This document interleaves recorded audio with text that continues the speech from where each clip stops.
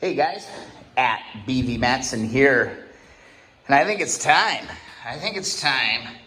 To put some gasoline into the 1972 CL350, and I just want to show you how I like to fuel up my motorcycles. I just think it's a really clean way, and based on how I paint and stuff too, I'm being really careful not to splash gas all over the place. So what I actually like to use is what they call a Super Siphon, okay? If you don't have one of these are a magical little thing.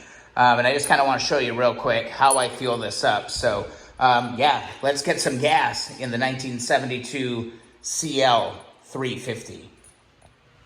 All right, before we can put some gas in, I've got to get the key for my gas cap so I can open this up and we can get some gas in there. Look at how nice and clean that gas tank is, man.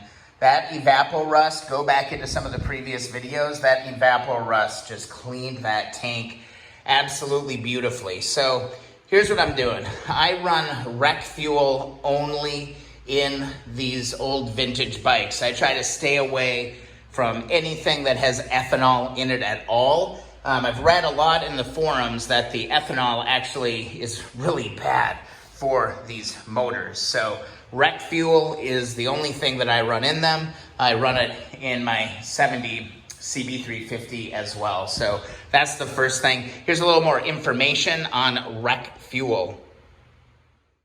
All right, Rec 90 is ethanol-free 90-octane unleaded gasoline blend designed for use in recreational marine engines, which can be damaged by ethanol found in other gasoline blends. So everywhere I've read in the forums, it says run Rec fuel in these old engines. It's what they will thrive on. It can be really hard to find, though, so you got to do a Google search for that.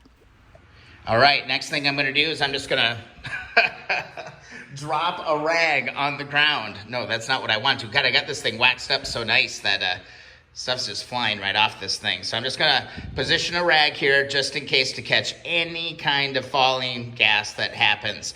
And here's how the Super Siphon actually works. Inside the end of this is a little ball bearing, okay? And what you do is you drop this into your gas tank, or into your fuel, and then you just take the other end and drop that into the tank. Okay, real quick, I'm gonna make sure I am on fuel off. And to move fuel, all you do, and this is why I love this thing so much, is you just shake the end of this and it'll start moving the fuel through this thing. It is absolutely amazing. Again, just shake it. And then can you hear that ball bearing moving inside of there? It's pumping gas in here, and it's a really clean and easy way to move gas really quickly. I love the Super Siphon. If you ever see one in a store, grab one, okay? I'm not gonna put a ton of gas in this thing. I'm gonna put, I don't know, maybe half a gallon or something just to see what happens. But again, you can hear that ball bearing. It's just moving, and it moves gas at a pretty nice little clip too. Just going to be watching as well for any kind of leak coming from anywhere as soon as I open that valve, and hopefully we don't run into any issues. So again, I'm just going to let this roll for a little bit. Let's get some gas in the 1972 CL350. And when you want to stop the gas, all you do is you pick up the end of the deal, and it'll stop flowing, okay? You can kind of shake it out just a little bit. And then I should have another rag here, because again, I don't like dripping gas all over the place. So I'll come back over here, grab the end of this with a rag, just like that, wrap that up so I ain't gonna spill any gas. And then I'm gonna do the same thing with this end over here. I'm gonna just grab it, find the end of my siphon right here, wrap that up, make sure I don't spill any gas, and pull that away from the motorcycle. And honestly, that's how I fill my gas tanks, because I don't like to drip gas all over them. All right, I had a massive gas leak, or not a massive one, but I had a little dribble gas come out during winter storage on this tank.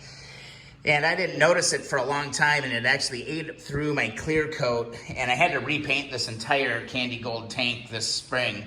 That totally sucked. So I've actually become very, very paranoid about that. So again, wreck fuel is in the tank. I don't know, let's turn this thing on to the on position and get some gas.